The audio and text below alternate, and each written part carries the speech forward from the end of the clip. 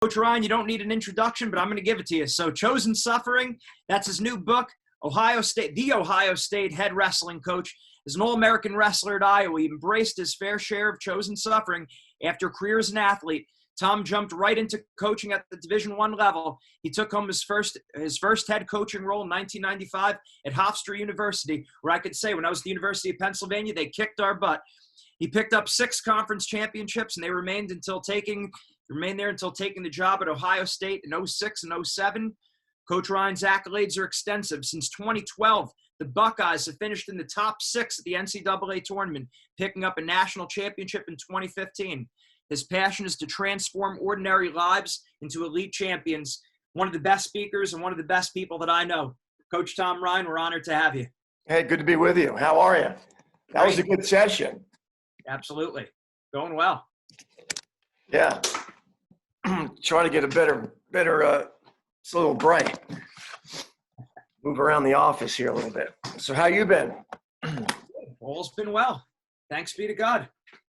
Got a son coming in 2 weeks. So oh, wow. Congrats. What's you sharing a name or not yet? Joseph. Congrats. Thank you. Jordan just had a little boy. Awesome. Yeah. Congrats. Yeah. After three girls, he got a little son, so he's excited. Excellent. The saga continues. All right, yeah. You. I'll blank myself. They don't want to see me anymore. Yeah. So I guess I'll talk about a few things I've thrown into the book, and I see my boy Terry Steiner's on. Terry, always good to be with you. I guess I'll start first with just some of the success pillars in life. 3 success pillars I believe in, and the first is your mind. And that last session was just really, really good, and how critical it is that we understand that we are the landlord of our minds, and finding how critically important it is to find meaning and purpose in our lives. And in this time particularly, where there's so much uncertainty, knowing exactly who we are and what we stand for, and taking time to think about that is critically important. So obviously we're on a call called mindset, wrestling mindset, and what you guys have done to really just highlight what seems to be something that would be so simple, but it's not. And that's just mastering our thoughts and mastering our mind and how we see things and view things. And I'm really fortunate to have Tervel Delegnov on my staff, who is really one of the best I've ever been around at asking the right questions. We have an organization that we work with as well, besides you guys, called Built to Lead. And the first thing that we do as a staff when we bring in a new student athlete is we focus on the basics, the fundamentals from a wrestling standpoint, right? We don't care if you've won multiple state titles, junior national titles, junior world titles, right? We're really fortunate to be able to sign some really special people that are highly motivated, but we stick with the basics from a wrestling standpoint when they come in. I can remember when I first got to the University of Iowa, when I transferred out there from Syracuse, and there was a guy out there, but many of you know, he is Jimmy Zaleski was really one of our personal coaches for a lot of guys. I know it was for the Steiner brothers. A lot of us would meet in the mornings with Jimmy, and Gable was the head coach, but Jimmy did a lot of technical work, and how basic he stayed in the teaching. Even though we had some success in the sport, there was a lot of just fundamentally stance and position and motion and faking and just really honing on the basics. At Ohio State, when we get guys into the program, the first thing that we do is we teach them how to listen, and we teach them how to speak, and we teach them how to write. So even though they're grown men to some degree and they've experienced a lot in life, those are some of the fundamentals that we make sure that they understand. And listening is just so incredibly important. And it's like, well, how can that help my wrestling career? Trust me, it can help everything in life. So we teach them how to listen. We teach them how to speak. We teach them how to write. We teach them how to communicate with each other. So not only do we teach them the basics of wrestling, but we go much deeper than that. So, 3 pillars, obviously one is your mind. And it's the internal you. I mean, that last session was really good about self-talk and what do we tell ourselves and what things do we value? Kind of our worldview. So the mind is first. Your relationships is second.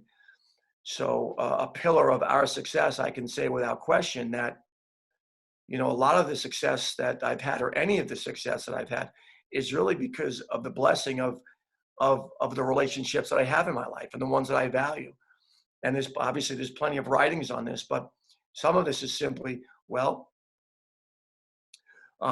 am I around the people I'm around? Why am I choosing to be around this group of people? I learned very young in life that this was a critically important decision for me. I've got a really good friend now. His name's Jack Miller, extremely successful businessman, a really big supporter of my program, but more than that, a personal friend. And he does a lot of prison ministry work. And one of the questions he asks prisoners, is, why do you think you ended up here? Right? What was it in your life that caused you to be in the position you're in? And 9 times out of 10, the answer, you can probably predict the answer, but the answer is pretty simple. And it's simply, I just started hanging around this one guy, this one person, this one guy, this one girl. And I started before I knew it, I was hanging around more people like that. And the next thing I know, I'm in, it's never from 0 to 100. It's always a slow drip. So the people we're around is so important. And for me, again, I knew this at a young age. All the buddies I chose to hang around with in elementary school, even in middle school, these were people that, were hungry and had purpose and value and meaning. And I could sense it. It's funny. I think that we all can sense when we're in the right place at the right time, right? It's a real thing. It's more than just a feeling. You just know it's right. I know that Terry Steiner is on. I talk often about the Steiner brothers and how they impacted my life. The Brands brothers, Coach Gable Zaleski. Just a litany of people who helped me so much become who I am. And, I chose to be around those people, right? I moved toward them, right? Their mass was big, right? I talk often to my team, my family. I care about our mass, all right? And mass attracts mass. And what are you attracting, right? Because that's so critically important to us. So, I chose to leave a full scholarship at Syracuse University, which changed my life. And I moved toward a place that I knew there were people that were deeply in love with what they were doing. And early on, my first time in the wrestling room at the University of Iowa, I happened to run into these twins called the Steiner brothers, and they beat me unmercifully. And I loved it. As painful as it was, I loved it because the thing that I was after, I think the thing that became very clear to me early on in my life is that truth mattered, right? And then if we're ultimately seeking real truth, that we could grow from that point forward. And in the Iowa wrestling room at that time, you got truth. The Steiners offered me truth on my positioning, on my cardiovascular system, on my strength, on my ability to get out on bottom. That was a long, hard lesson to learn against the Steiner brothers. They were guys that if they got legs in on you, they would never ever take them out until Gable either blew the whistle or you found some way of getting out. But what lessons they were brilliant. They were brutal, but they were so worth it because all I was after, right? I was after the best me. I don't think there's any value. There is value in comparing yourself to others, but you got to make sure you're comparing yourself to others that make sense to compare yourself to. Mostly we want to compare ourselves against who we were yesterday, right? And what progress have we made? And when you're around people that share truth with you, which is what we want to create in our programs, right? We want to create a place that's pure truth. where no one necessarily feels sorry for each other, where there's tremendous love in the organization, where there's absolute truth in the organization. So two of the pillars I've discussed so far is, one is a pillar of success is just your mind, your ability to be a landlord of it, your ability to siphon off what doesn't belong, siphon what you allow in, and then of course evict the thoughts that just simply don't make sense. And having truth tellers in your life is critically important, because they'll help you. They'll help you when you're thinking in a way that doesn't make sense. They'll love you enough to share with you in a loving way that what you are thinking and how you're seeing it is just simply off, and they'll give you creative ways to help with that. So the second pillar, of course, was just relationships, and how critical they are in our lives, and knowing why you're choosing them, and understanding too how critically important is at times to let some go. And I'm not talking about living a life of judgment, because I think a life of judgment is one of the worst places that we can be. But certainly a protective measure. I know that any relationship in my children's lives, as a father, if I saw a relationship that was concerning for me, I certainly wasn't fearful of getting in the midst of it in a loving way, and sharing just truth and love with my family, or anybody on my team. So relationships, another critical pillar in our life. And if we could all, this isn't interactive right now, but take the time to think about, what measures do we have in our lives to actually assess what relationships we do have, and what relationships do we not have right now that we should have, and what relationships are we in or allowing people close to us that we probably should eliminate. That's powerful stuff in our lives. The third pillar for me has been environment. And I think when your mind's in the right place and you're surrounding yourself around the right people, most likely you're going to find yourself in the right environment. For me, Syracuse was an amazing place for me. Wantagh High School was an amazing place for me. But the ability my why was so important, right? My why, and at the time, my why was simply becoming the best wrestler I could.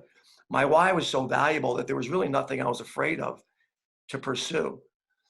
So knowing our whys is really important. And my why was simply, why am I doing this? I want to be the best wrestler I possibly could, right? I want to win a national championship. I was deeply in love with the sport of wrestling. And at the time when I was, in college, obviously there was no internet at the time. I was wrestling. It's not like these absolute freaks we see today coming out of high school where they're studying all the best in the world on video constantly. The only way to get good information when I was a kid growing up was you had to know somebody that knew somebody that knew somebody that had a really good VHS tape, and they could share that VHS tape with you, and you could watch some really high-level wrestling. Or once a year, you could watch the Wired World of Sports and watch some of the national final matches on it. But it was hard to really get information. So environment was so critically important. So you've got your mind, you've got the people you're around, and of course, environment. And we all want to create environments that are filled with love and truth and brutality, right? Wrestling is a brutal sport, and there's no other way to view it, right? And the only way to get a baseline of where you are is to have truth, right? To create a baseline for your team, for your student athletes, there has to be absolute truth displayed constantly. And at the time, Coach Gable had a system. Like I said, there was no internet. I couldn't watch what he was doing on Flow. So the only way to really get a grasp on what was happening, it was to immerse yourself into it, right? The only way to get a real feel of what was happening would be to move out there and become a part of it and feel it. And we know that standing on the outside is one view, but standing on the inside, when it touches you personally, is when you really start to figure things out and grow and learn. So the environment piece is so critically important in growth and development. And as a leader, Coach Gable really understood how to create an environment where it was quite frankly very unstressful, but stressful. We didn't talk about winning that much. In fact, I don't know, the Steiners are on. If we get to an open format here at some point, we can discuss, how he remembers things, but I don't remember ever talking about winning the Nationals as a team or adding stress. I think Gable was a masterful stress reliever, and he relieved stress by making sure that anything we faced in competition would be far less than we faced in practice. And that's an understanding of just competence, right? He was incredibly competent. He knew how to take someone from one level to another level. And mostly that was creating an environment that was very, very difficult for us. So those are kind of three of the pillars. I'm going to read something to you from one of my favorite books, which is As a Man Thinketh. And this is As a Man Thinketh, one of my favorite short passages, but how critically true it is about our minds and how critically important they are, which is why mindset is doing so very well, because this is so much needed in our world, where we live in a world of quite frankly, we live in a world of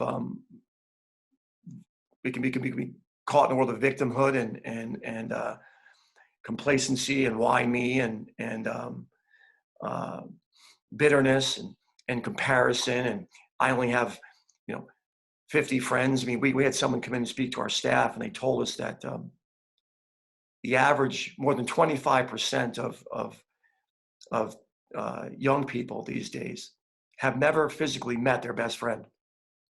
That most of them are finding friendships online. So interaction, how critically important interaction is. But here's one of my favorite quotes from As a Man Thinketh. And I would recommend this book for anyone and everyone, because I think it's one of the great books ever written. Obviously, scripture is powerful, but here it is. It says, "A man's mind may be likened to a garden, which may be intelligently cultivated or allowed to run wild. But whether cultivated or neglected, it must and will bring forth. If no useful seeds are put into it, then abundance of useless weed seeds will fall therein and will continue to produce their kind." I mean, what he's saying there, right, is simply that negative thoughts attract other negative thoughts, and powerful thoughts attract other powerful thoughts. And if we ultimately, and that we have a say in this, right, that we absolutely have a say in this, and that if we don't consciously, aggressively take initiative about the things we're thinking about, then our default mode is for negative things to come in. That's absolute non-negotiable truth. So knowing that if we are not taking initiative on things, and as a coach, when I think about initiative, I think about aggression, and I think about all the great wrestlers I've been around in my life, and I can't tell you, maybe 1 in 100 do not take initiative. Very, very rarely do we come across people that have developed at a very high level and they're not risk takers.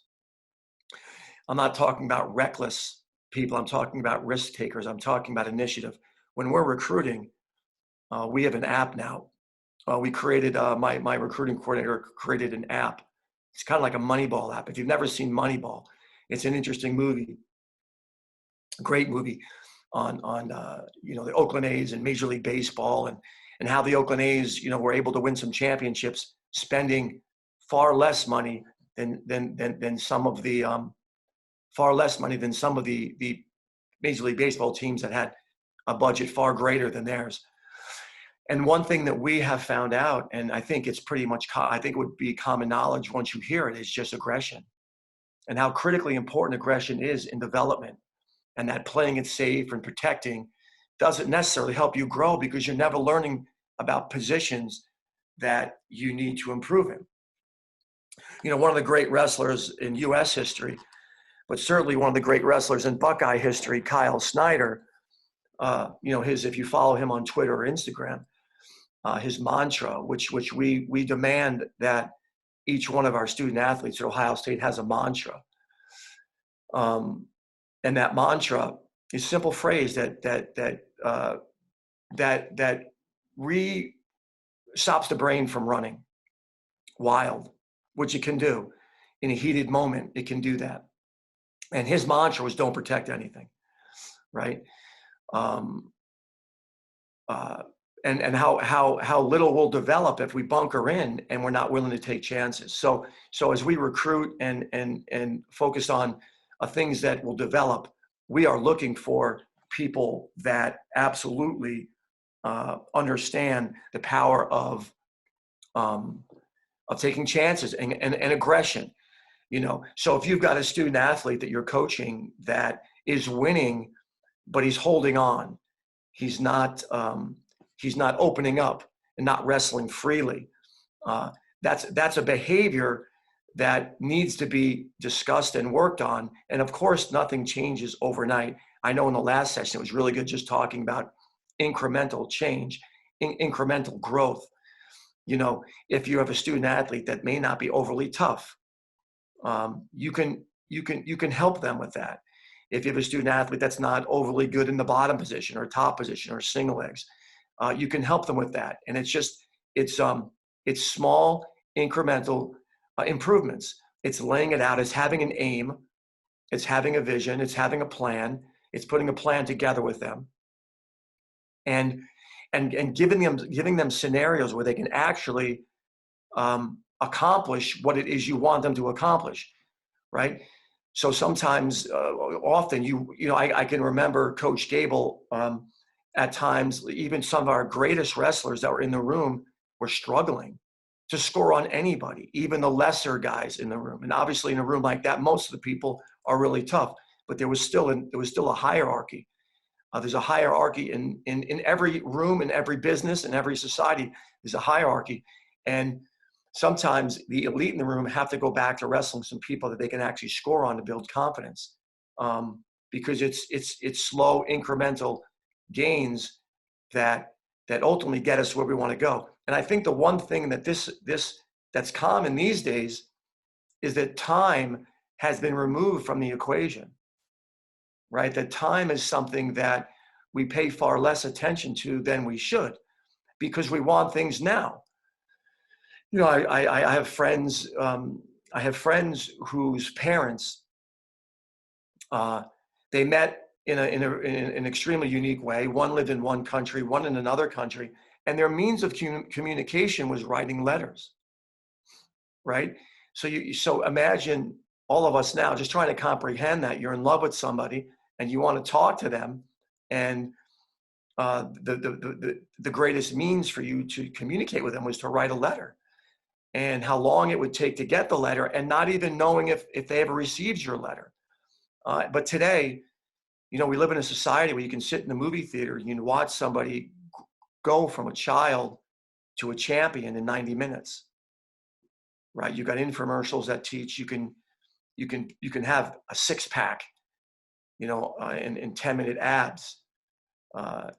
There are so many things you can get immediate return on a question in an instant with text messaging. So we just live in a world that wants immediate responses, and just the reality of life is that anything worth having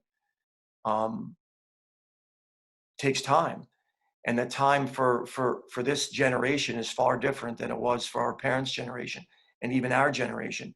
So sharing with them that just because you're not good right away, it doesn't mean that if you have an influx of time, you can't get there. One of my assistants I talked about earlier is Tervel Delegnov. And, Tervel didn't start wrestling until he was in high school. He was unrecruited. He was a basketball player, played some other sports. He didn't start wrestling until 10th grade. Anybody that follows wrestling closely knows that Tervel, went on to make 2 Olympic teams and was actually injured at both Olympics, but took a bronze. And that it took him time to hone his skills. He wasn't great right away, but over time he became incredibly competitive and one of the great heavyweights in U.S. history, making two Olympic teams. Something else I'll talk about is just Positive Infinity, which is it's actually the first chapter in the book that I wrote, and how critical, important being positive is in our lives. And Positive Infinity, it can be whatever. You hear that word, you could think, well, what the heck is Positive Infinity? It can be anything that you want it to be, which is cool about it. But as a young person, I don't know. I was not around negative people. I don't think that everyone has the blessing that I had in terms of my family support. And I often say this, and it's true, that the single greatest gift you can give to another is belief. Not false belief, but just believing in them. And I had that in my life. My father believed in me, and my mother believed in me, and there wasn't a lot of negative talk around.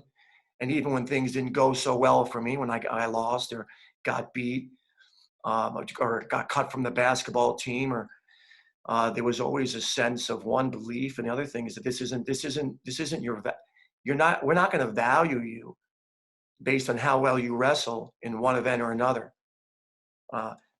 That the dinner table conversation is not going to change because you won or lost. Now, we know you're bummed and we're bummed for you, but dinner will taste the same and look the same whether you won the tournament or didn't win the tournament. So I just really was never in an environment, where I heard negativity,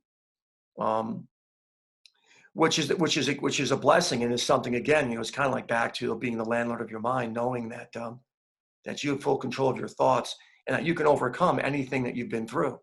And it's hard. It's not an easy thing to move away from the things of our past, because we often hold on to them, and they have they lodge themselves in our minds. And we all know that a lot of the great leaders and the people that we choose to follow are the ones that went through something that we can relate to, and they overcame it. And how they overcome it, one was they were real about it. Sure, it was terrible, it sucked, it was miserable, it had held me down for a while, but it doesn't have to keep holding us down. Which will get me into just my last point, and then maybe Gene will open it up, and we can just have some open discussion. I see there might be some questions and whatnot, but which is ultimately, and this isn't to impose it all, just expose to my situation, my scenario, and why I see things the way I see things.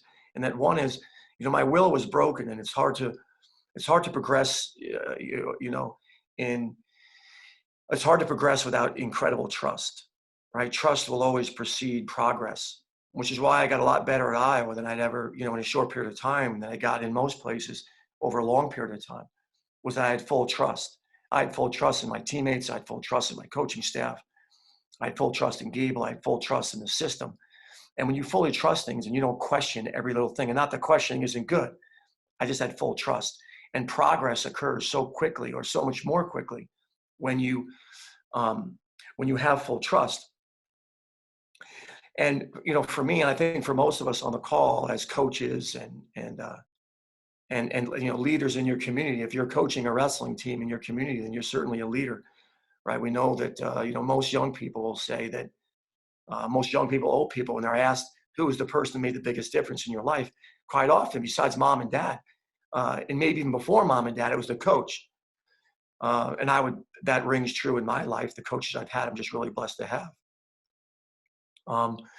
So the thing that happened, what happened to me, and again, in wrestling, I think it's our will, right? We're always willing ourselves to things. And there's always a why in wrestling. When Terry Steiner beat me in practice, I could leave the gym, and I could be real with myself and truthful with myself. And I can say, well, why did that happen? What was the why? Well, he was more fit than me. He got me tired. And once I got tired, my brain started to act crazy. I was doing stupid things, and it just stopped fighting. Or maybe the why was he's just better on top than I am on bottom. And maybe he's better at getting the leg in than I am at keeping it out. And I think the greatest thing we can do for young people is to be honest with them and truthful with them. So truth is just so critically important. And for me, for so long, my why could be explained. Why did I win? Why did I lose? Why did this happen? If you're real with yourself, you'll get real answers, and then you can make a plan from there. If you lie to yourself, which a lot of people do, they lie to themselves because lying to yourself is a great coping mechanism to live in reality. Lying to yourself, making excuses is a real way. And sometimes it's not sometimes, always a way. It's a coping mechanism, and it won't, over the long haul, it'll be fool's gold. It won't be. Sometimes we've got to find ways to cope in tough situations where we can not be completely brutally honest with ourselves. But long term, it's a failed system. So for me, the ultimate truth came when my why couldn't be figured out. Right, in practice, it was, well, he got me tired. Well, you better run more. Well, you better hand fight more. You better wrestle more. He was stronger than me. Well, you better lift more. I mean, what do you want me to tell you? There's a magic pill here? Tomorrow you're going to be stronger? No. Truth. Your single leg finish didn't work. I mean, the guy's defense on the single leg was better than your offense. And wrestling is so beautiful because we get instant feedback. For anybody that really wants truth, wrestling is a sport where you can live in absolute truth. And then there was a scenario for me in my life where, I couldn't control, the why. The why didn't make any sense to me. Whys have always made sense to me. But this scenario in my life didn't make any sense to me. And maybe some of you know, and some of you don't know, it was a loss of my 5-year-old son to a massive heart attack at the dinner table. When we lost our son, my wife and I, and our 3 other siblings, his 3 other siblings, there was no why. I couldn't find the why, and I was completely broken. My will was broken. My understanding of life was broken, and I was completely wrecked. And this is what I call, right, unchosen suffering.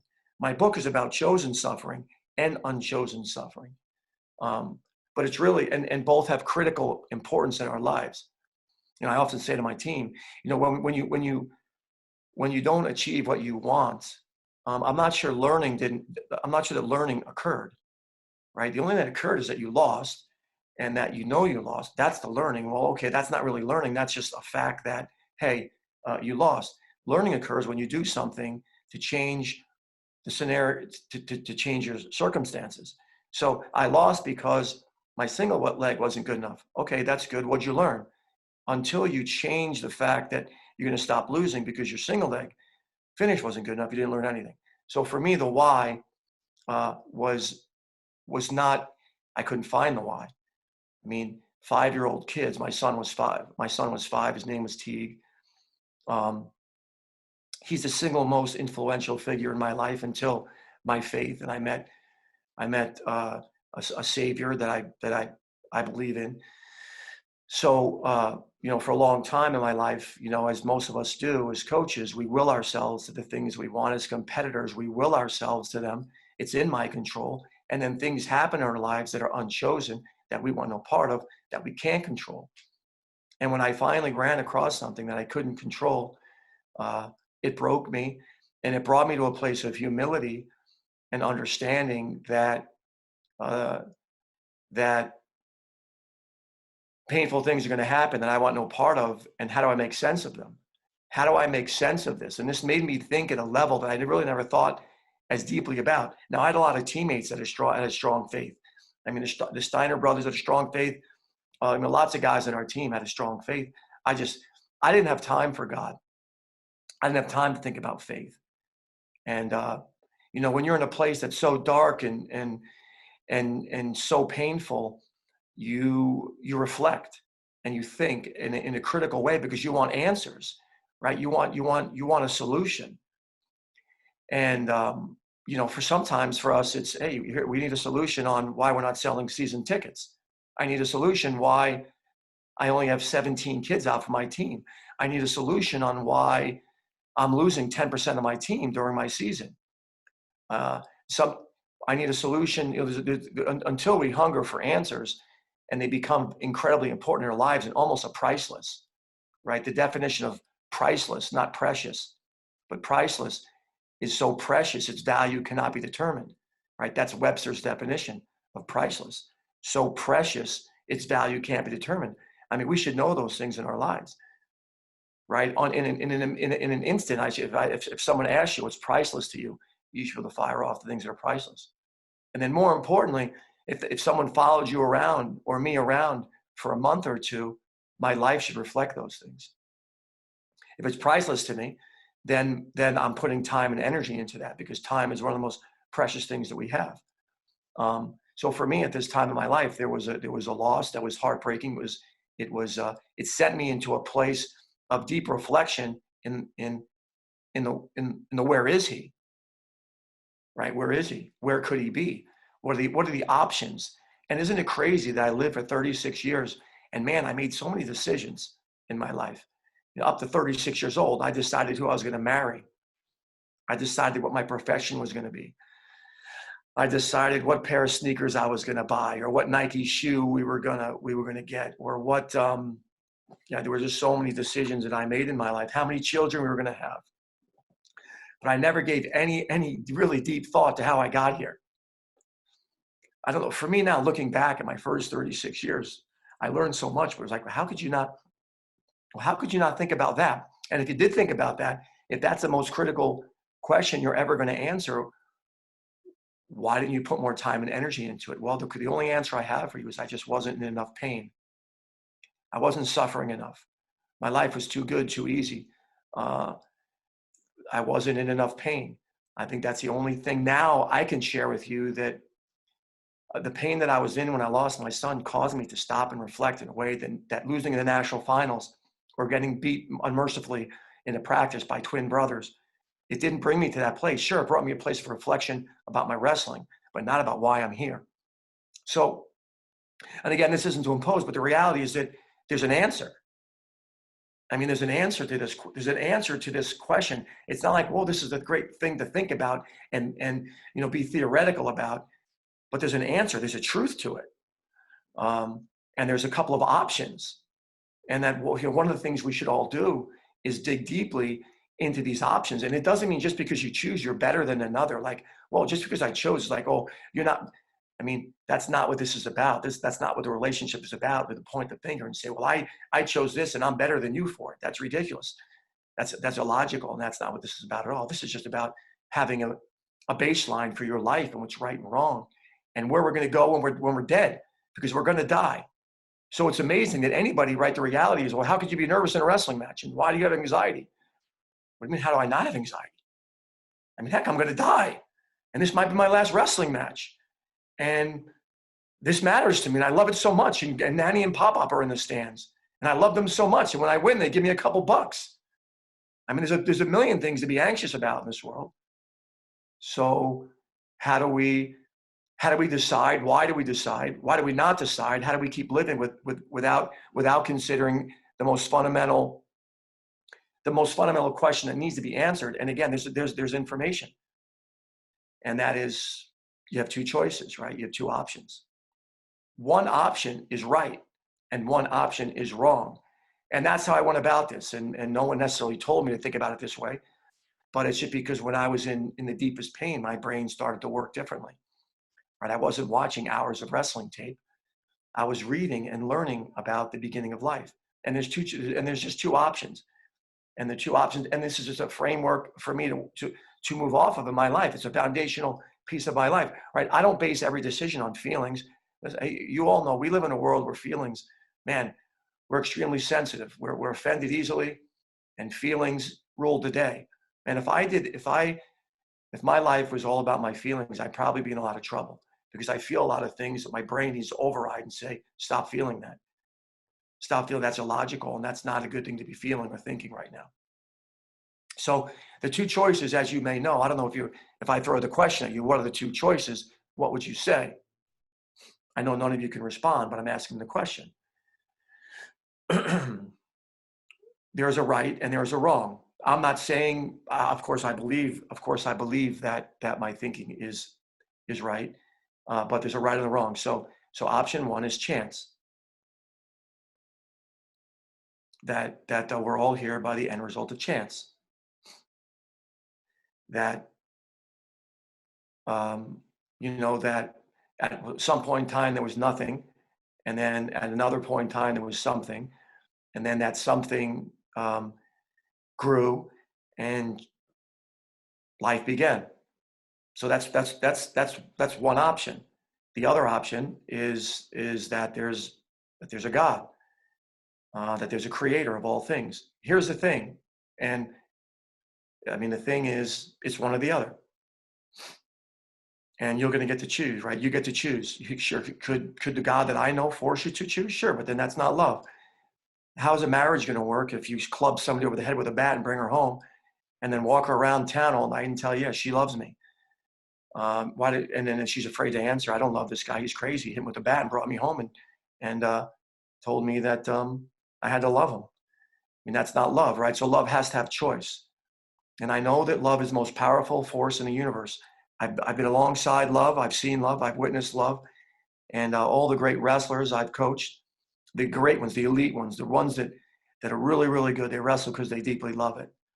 Not because they're told to, because they're forced to, because it's an identity, because they love it, because they find value in it, they find purpose in it.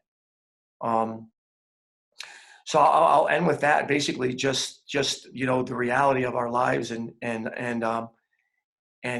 challenge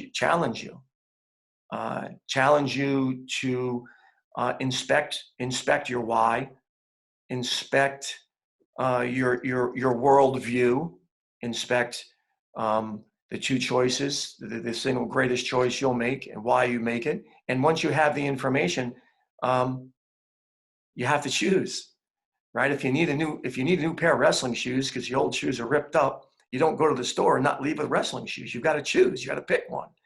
So my deep encouragement for all of you is, if you haven't already, I hope you experience something in your life that takes you to a place where you're touched deeply enough where this actually makes some sense to you. Because a lot of people had shared things with me, and until it touched me personally, I wasn't willing to go there. But it's an honor and always a pleasure to be. I'm grateful I'm involved in the wrestling community.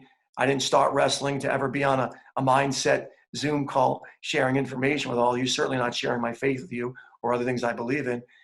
But I do believe God has a plan, and his plan was for me to be involved in wrestling and get into coaching, and I'm really fortunate to be in it. So with that, God bless everybody, and I hope I made some sense.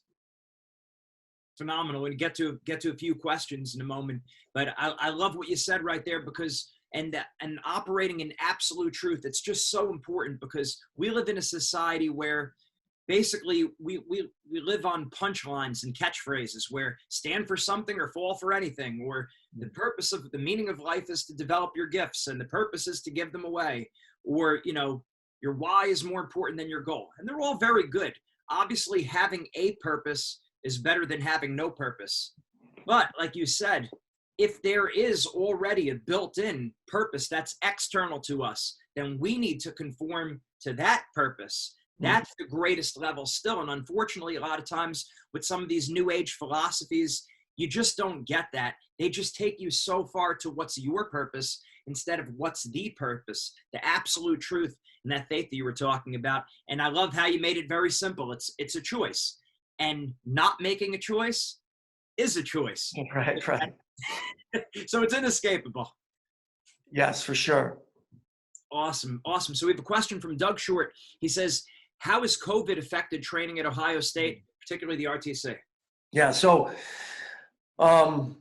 we have not practiced as a team since March 11th. So we had a gift from a supporter. It was a giant billboard, and it had a countdown on it. We could pull the number of days away from the national tournament off the billboard. It started at 7. He brought it over a week before, right after the Big Tens. It's still up. It says no regrets, and it's a countdown. And we put it up 7 days away from the national tournament, and it still has a number 7 on it. We never got to change the date. That day he put it in there. That day that we put it up on the wall was the last day we've been in the room. So, we right now, the main thing for wrestling, in my opinion, is for football to occur. Right? College football, this is just living in truth, right? Whether we agree with it or not, doesn't matter, right? My feelings about it doesn't matter. The only thing that matters is the truth. And the truth is that they fund college athletics. So we need for football to occur. My team, they're finding ways to train, right? So Sure, practice is always better when you have a coach that can watch you and give you instant feedback, right? Practice, it just works better. Human beings love feedback, particularly when the feedback is given in a loving way. Despite the fact that my team cannot practice together in the new Jennings Center, the $10 million complex that we built, they are creative. The ones that love it, the ones that understand progress have found they've taken initiative, and they are finding ways to get together and train in a safe environment.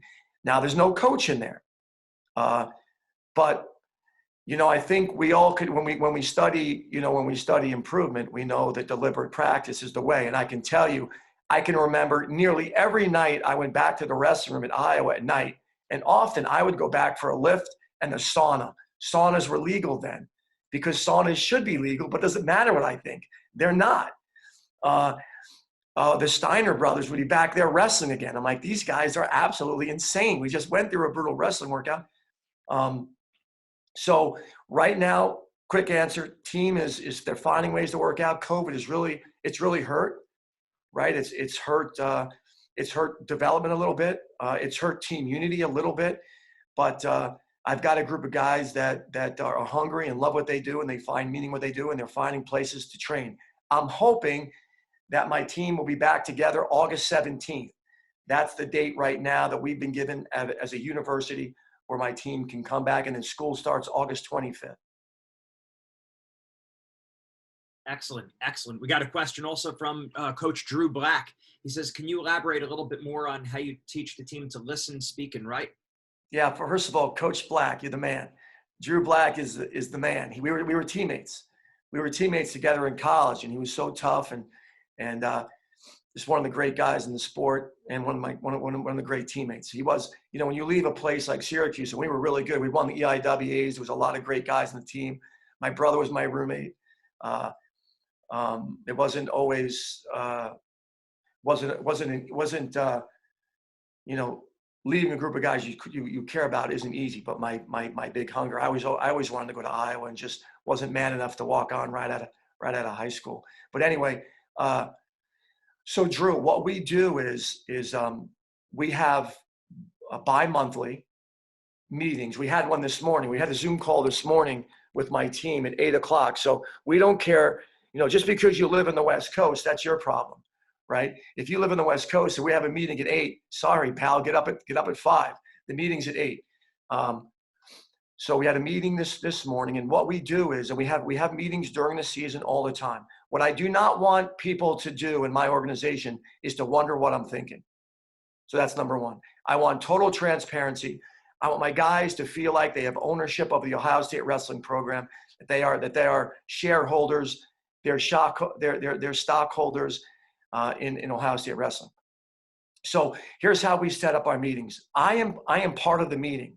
So I have an outside person, right? Like a wrestling mindset. They come in, and the coach is part of the process. I'm not standing above everybody. I'm with everybody. I'm 51 years old, and I struggle with things, just maybe different things, but I'm a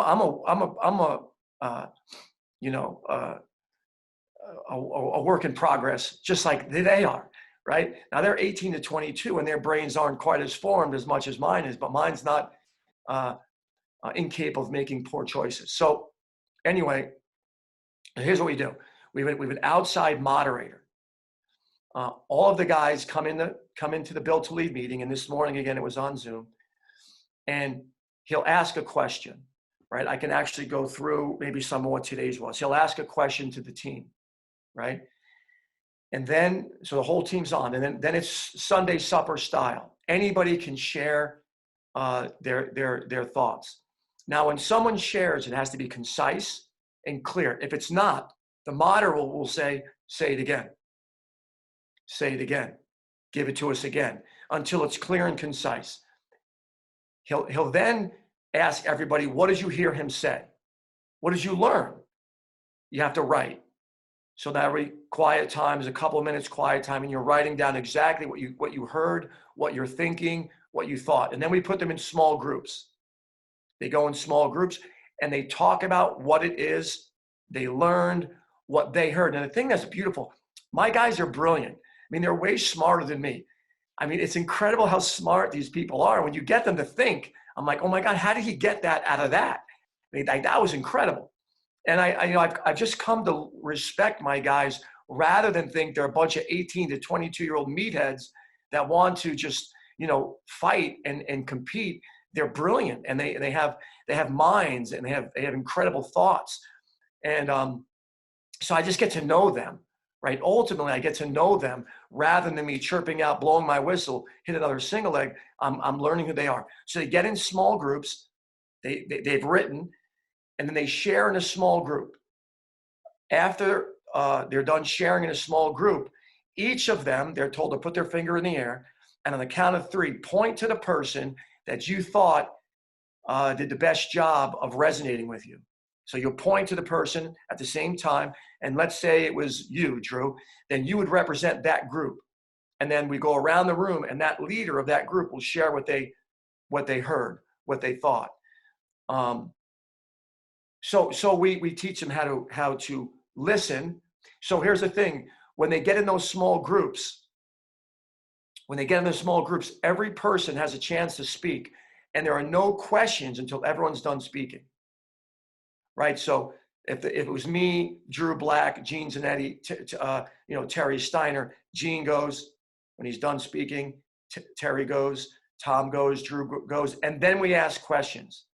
We ask good, inquisitive questions, and we teach them how to ask questions, how to reason. You said this, so it teaches them how to ask questions, but a good question is based on being able to listen, right? If I'm not listening to what you're saying, then I have no questions. If I'm thinking about, hey, this movie I got tonight, or I'm going to go fishing tonight, and how big is this bass I'm going to catch?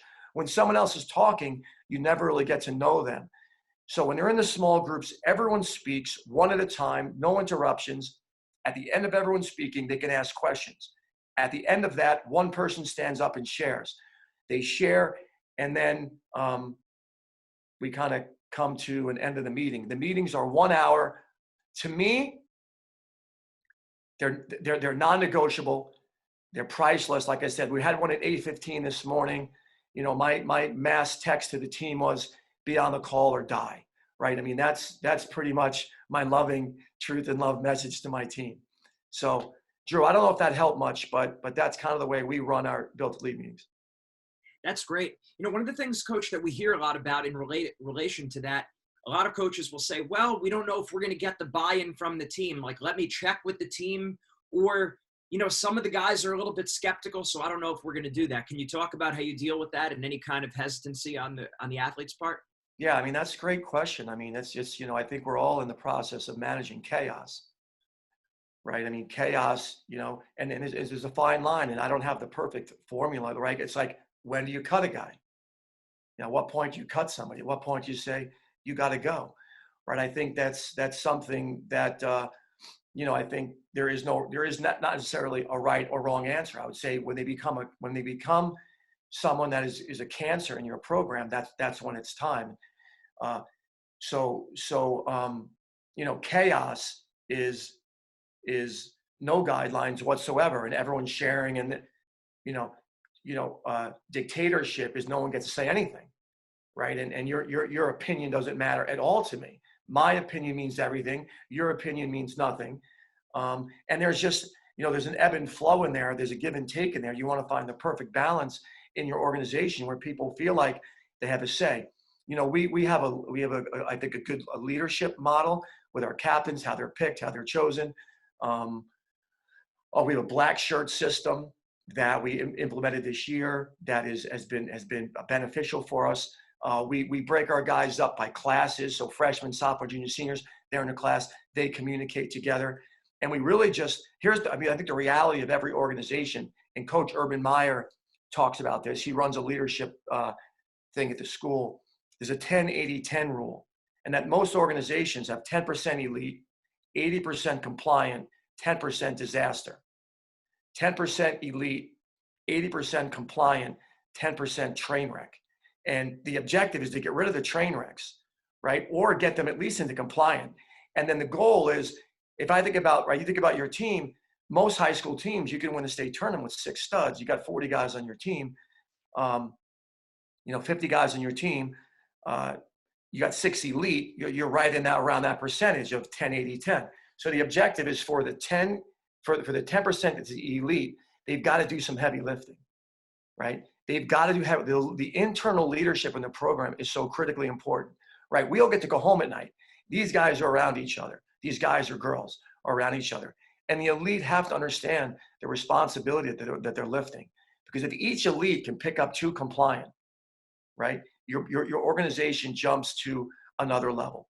So the 10-80-10 rule, when you can think about it now about your organization, you start to put your 30 or 40 people in your organization, elite, not elite, not elite, not elite, and you'll probably come up with something pretty close to 10-80-10. So, the objective is to get more to the elite level.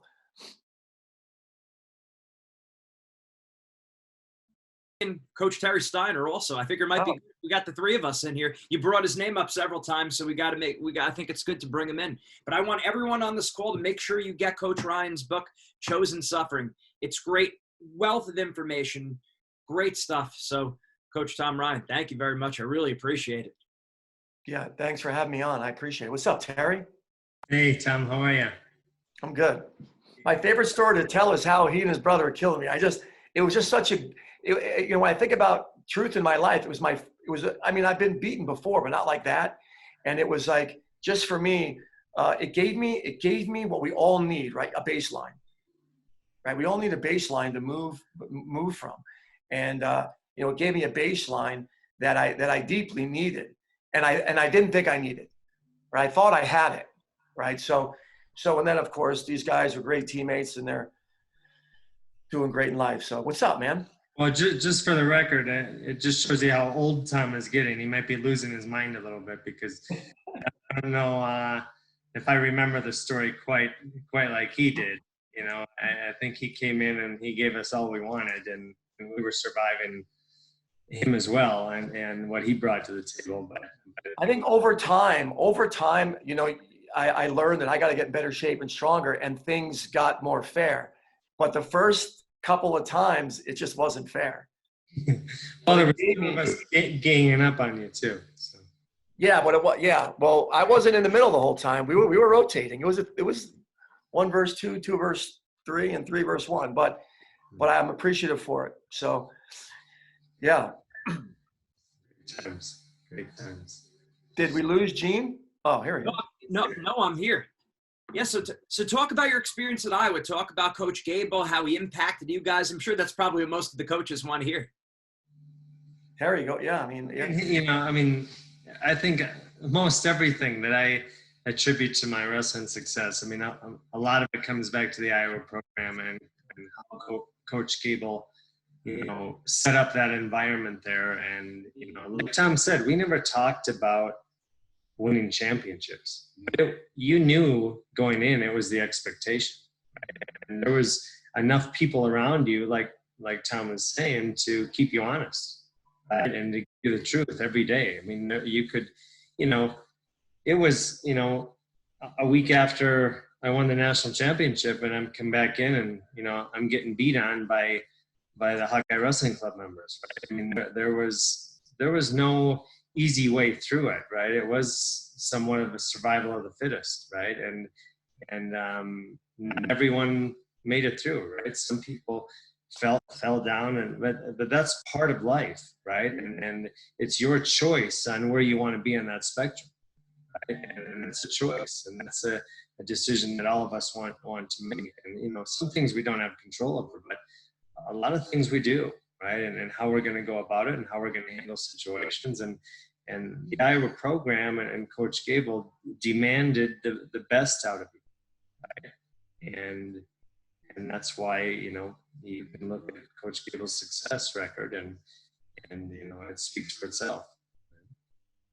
How do you stay positive when you have that kind of competition in the room and sometimes you're just getting whipped and you're actually doing well? You're one of the best in the country, if not the best, and yet we're still having tough days. Probably everyone in the room. Well, it constantly challenged you, right? You were constantly being challenged. There was zero complacency in that room, because if you came in complacent, nobody was gonna take it easy on you. Nobody was gonna feel sorry for you. You were gonna get your tail kicked, and then you'd come back in the next day a little bit more prepared. So I can't say, I was talking to someone the other day, and I was saying, I can't say my college experience was enjoyable in the same way that most kids enjoy college. Right? There was an enjoyment to it, and you do find the love in that. But my purpose was different, right? I wasn't there for enjoyment. I never went to college to enjoy the college experience. I went to college to get my degree and be successful on the wrestling team, right? And that was the purpose was more important to me than how I was enjoying it along the way, right? And so it was challenging, and you had to grow. You were either going to grow or get beat down, right? And that was largely up to you on which direction that went. Yeah, and I can add to, it's what Terry's saying, and when I reflect on it is, there were people in the room. So number one is meaning, right? Meaning. I mean, what was the meaning and purpose and an aim, right? Terry's aim was to win multiple national. It was obvious. Not everyone in the organization had that aim, right? Not everyone in the organization had the same meaning behind what they did that Terry did or I did, right? So the first thing, right, is just to be real about what is your aim, right? And living in reality on what it's going to take to accomplish that aim, to get to the target that you're shooting at. And there were some people that ultimately, I couldn't give Terry Steiner enough meaning or aim for him to put himself through the living hell he put himself through. My will, his mother's will, his father's will, his high school coach's will, nobody could give that to him. He chose it, right? He chose his aim. He chose the meaning. They can foster it, right? They can sprinkle advice into it. But without the meaning that he had, he found it. And I found so much meaning in it that no matter what I went through was worth it. Now, there were guys in the same organization to my right and to my left who I have the utmost respect for that didn't have the same meaning. It didn't matter to them as much. Their aim wasn't as high.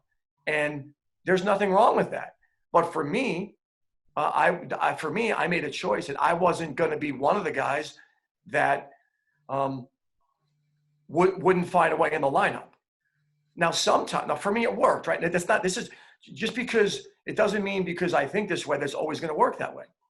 Welcome to the real world. Sometimes, no matter how much you will yourself to it, you're just not good enough. Okay. It doesn't mean you're a bad person. It doesn't mean that God loves me any less or my life has no value, that I'm a loser. It just means that the guy was better than me. Okay. He was better than me, right? So, and sometimes, right, when we know that the higher you climb in levels, everyone has meaning. These guys are so focused and so committed, and sometimes you're just not good enough. We want to get to a place in our life where we understand that our life still has value and purpose, despite the fact that we may not accomplish the things we want to. But the big thing for me, when I go back and I look at it, there's nothing I wouldn't have done to attain what I wanted. Yeah, I'm going to tell this story, and it's going to sound really crude, but it's bringing truth back to it. And it was after the 1996 Olympic team trials, and I think I was fourth, and obviously I left the competition very disappointed and hanging my head. And we're driving back to the trials that year were in Spokane, Washington, and we're driving back to Bismarck, North Dakota. And at the time, my wife was my girlfriend, and we're driving back, and she looks at me and she said, "What's wrong?" I'm like, "What do you mean, what's wrong? Did you just watch the tournament? Can't you figure out what's wrong?" And she looked at me and she said, "Well, get over it. You're not good enough." And I said at the time, I was, Was that a major fight? Was that a major argument? well, I said, yeah, you're lucky I never threw you out the car door. but you know, to bring back the truth, right? She was just saying that, hey, it's over. You got a decision to make. Do you want to go on and try again, or do you want to move on and carry on your life? And there's no sense to that. There's no sense to ruin our drive home. You know, like Tom was talking, you know, the conversation at the dinner table isn't going to change. She didn't value me because of my wrestling, or it was because of who I was as a person. And it just brought things back to reality, right? Like, yeah, it's important, but it's not everything, right? And I think, you know, always having people, the environment you're around, the people you're around, the people you keep around are so important to who you are as a person. And I think that's such an important thing, I think, for a young kid to know that and understand that. Yeah, that's kind of that. Listen, that's incredible advice, right, Gene? That's just, it's hard to hear the truth, but man, I have two people in my life. I mean, I have a lot of people in my life, but I don't want to be around people that just won't tell me the truth. Listen, you're being a jerk right now. You're not seeing this right. You can't see this clearly. Listen, consider this, right? I think some of the success that, you know, we've had is I have coaches around me and people will challenge me. I have two personal coaches because I need them, right? I need two people to stay on me. And what a blessing he has, a woman in his life that, I mean, anyone that's married for the most part is a truth teller. I mean, if your marriage is going to last, and you got to be willing to hear some truth, and as much as it hurts, it's good for us. So Terry, thanks for sharing that. That was awesome. I love her. That's great. I got one more. It might have been a little too soon, but I love her. I got one more for both of you while you're still on, and then we'll cut straight to Terry. But at the turn of the century, Coach Gable's named by Sports Century ESPN one of the top 10 coaches of all sports of the 20th century. Unbelievable honor to be named that. He always spent a lot of time getting to know his athletes. I heard stories about him contacting high school coaches, girlfriends, friends, parents. He really did his homework on getting to understand his athletes. How has that impacted you as coaches, and what are some of the things you do? I know Coach Ryan already spoke about some of the things he does to get to know his athletes. Well, I think, you know, I think the most impressive thing Coach Gable did was he set a standard within his program, right? He set a standard that it was not negotiable. He was going to fight and push and make sure everyone understood that we're here to be the best that we can be and to set the standard for the rest of the world, not just the nation, but the rest of the world. And that was very clear, right?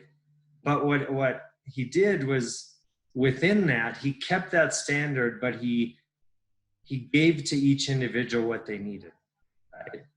And he did get to know. He knew you, and I think when I was younger, people kept saying like, "Oh, Gable's just all about hard work, and he doesn't think past that." And he's a lot deeper person than most people think, right? And there's a lot more in there, and you don't affect that many people's lives positively if you're not a deep thinker, right? And he thought about things very deeply and broke them down, and he did know you. He knew what each one of us needed, right? And whether we wanted to hear it or not, he would have his way. You know, he wasn't a guy that was ever going to yell or raise his voice or really get in your face. He wasn't that kind of a person, but he'd have his quiet way of saying something that just really made you think and look about this. Now I'll share one story, and you know, I was young. I wasn't on the team yet, so I went there. I redshirted my first year. The second year there, I never made the team. And I was in a workout during the summer, and one of the alumni came back, and we were in a workout, and Coach Gable was just sitting on the side, and he just said, so anyway, so we went through the workout, and you know, I did okay, but it just wasn't what it should have been from his eyes, and And I was walking out of the room that day, and he was sitting kind of where the sports med person had their table. He was sitting on the table, and he said, "You're going to have to get a lot tougher than that if you want to get to where you want to get." And that's all he said. And I went in, I saunted, and I showered, and I went home, and I couldn't eat, I couldn't sleep. I kept thinking about, like, he's not respecting me. He's not, like, to have Coach Gable not think highly of you. And that's how I went home. Like, he doesn't think I can do it. He's not thinking highly of me. And it bothered me all night. I couldn't eat, I couldn't sleep. And I came back the next day, and I went through with the same guy. I went through the same workout, and obviously the intensity was different. The purpose was different. And I was walking out of the room again, and Coach Gable was there again, and he just said, the difference is night and day. And it wasn't that he was a man of a lot of words. He didn't have to say a lot of words, right? But when he did speak, it really spoke loudly, right? And you heard it. And so it was things like that, his way of pushing you and pushing that button and moving you forward, that was constant. And then because of that, you knew, and that was just, my interaction. I knew he had that with everyone. He had those kind of experiences with every person on that team. And so you knew he was very into everyone. He knew what made us tick and what, how to push our buttons. And even though it wasn't it was never really probably a thing in front of the team or in front of the group. It was his little quiet ways of calling you into his office or saying something in the locker room or at the edge of the mat that just changed the trajectory of where you were going. So. Yeah, that's great. And those things make such a difference. Coach Ryan, your thoughts? I mean, I think Terry just nailed it. Yeah, I think those are the things about Gable, that he was quiet, he was subtle, he didn't waste any words. You knew he was competent. So to Terry's point, when he said something, you believed him, right? Because he had produced so many great champions that it wasn't like he had earned your respect. So he was incredibly competent in all facets of the sport. To me, he had incredible character, right? He was an example. When you'd come in the morning early, and he'd already be on the Airdyne, riding the Airdyne, or he really took care of himself. He was a great example from that standpoint. And then he connected in a way that was very useful for people. He wasn't mushy and I love you, and he wasn't mushy, but he connected in a very unique way, which is obviously Terry just hit on it. Just a great, I got the chills when you said it. I mean, I could picture it. I picture him saying that. But here's the thing, right? As brilliant as Gable was, and he was brilliant. He was a brilliant people person. But it was Terry's meaning. If Terry doesn't have meaning for what he's doing, then those words bounce off deaf ears. Terry was turned his way, right? We talk about this as leadership in our organization. If they're not turned your way, you can't affect them. Terry was turned his way the whole time he was there, right? And there's a lot of other guys that did extremely well. Terry was turned his way. Gable said something. It resonated. Terry took it home, carried the bag, dropped the bag when practice started, and got better that next workout. So we were fortunate to be around someone that, the other thing is he just wasn't negative. Like, that wasn't negative. That was just truth. He made it about the intensity, right? The intensity level needed to pick up. And what happened the next day? He brought something to awareness that someone who's incredibly intense was like, he was probably like, I'm already intense. Like, what are you talking about, man? But wow, there's another level I can give. And he gave it. And that goes back to what you said before about communication being a two-way street. That's great coaching. Sometimes instead of saying too much, it's better to ask more questions, right? We spoke about the great teacher, the greatest teacher. You go back to Jesus, the first words of him in the Gospel of John are, "What are you looking for?" Yeah. Not a bad question. Not a bad question. What are you looking for? And we're talking about meaning and purpose. So absolutely right. And again, going back to Coach Steiner, that he listened. How many people have coaches said something to and we don't listen? of course, me being guilty of this myself, we know shallow brooks are noisy, right? So we want to make sure, as my former coach Sachi used to say at Rutgers, the Silver Fox, God gave you 2 ears and 1 mouth, which means you should listen twice as much as you speak. That's basically how he said it. But coaches, this was great to have you both together. I mean, what a treat, an unexpected treat to have 2 legends right here and communicating about these great topics. Thank you.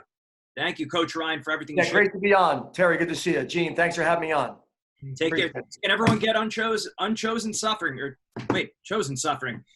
So make sure you get Coach's book. We really appreciate having you on. Thanks, Coach. All right. Take care, guys. See you, Terry.